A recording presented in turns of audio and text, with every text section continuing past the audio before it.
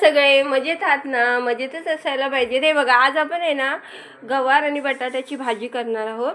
हे बघा, ही स्वच्छ धुवून कापून वगैरे कापून म्हणजे असेच आपण सालं काळी काढून घ्यायचे दोर त्याचे. आणि हे सगळं साहित्य. तर बघ, तेल आपण टोपात तापायला गरम करायला ठेवलं आहे. आता आपण थोडा कढीपत्ता टाकायचा. कढीपत्ता टाकल्यानंतर आपण कांदा टाकायचा. आता कांदा चांगला ब्राऊन होईपर्यंत आपण भाजून घ्यायचा. हे बघा, आता आपला कांदा चांगला ना ब्राऊन झालेला आहे. हे बघा आता आपण त्याच्यामध्ये ना टॅमॅटो टाकायचा. बघा, तो पण चांगला नरम होईपर्यंत भाजून घ्यायचा. आता त्याच्यामध्ये आपण हे बघा मसाले टाकून घेऊया. हळद टाकायची. आपला तिखट मसाला ना किती हवा तेवढा तिखट मसाला टाकायचा. थोडा गरम मसाला टाकायचा भाजीला. अशी भाजी करून खा तुम्ही, मस्त लागते. आता बघा, 2 चमचे आपला हा गोडा मसाला टाकायचा. भाजतो वाटत. आता ह्याला ना चांगलं पाणी सुटेपर्यंत आपण भाजून घ्यायचं चांगला. हे बघा, आता आपल्या ना मसाल्याला चांगलं पाणी सुटलंय. आणि आता ना त्याच्यात जरासं आपण हिंग टाकायचा, म्हणजे आपल्याला कसं पोटा बिटाला ना त्रास नाही होत.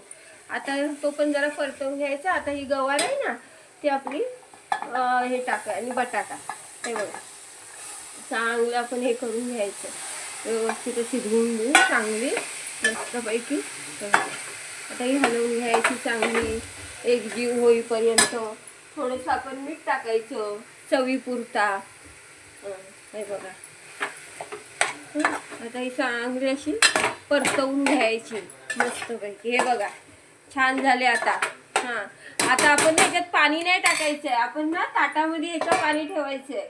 ही भाजी अशी चांगली होते बघा. हे बघा, आता आपले ना गवार आणि बटाट्याची भाजी झालेली आहे. ही बघा, चांगली अशी झाले व्यवस्थित. ही मस्त शिजले. बटाटा वगैरे ना असं बघायचा शिजला का. हा बघा, चांगले शिजलाय. आता आपण जेवायला बसायचं आहे.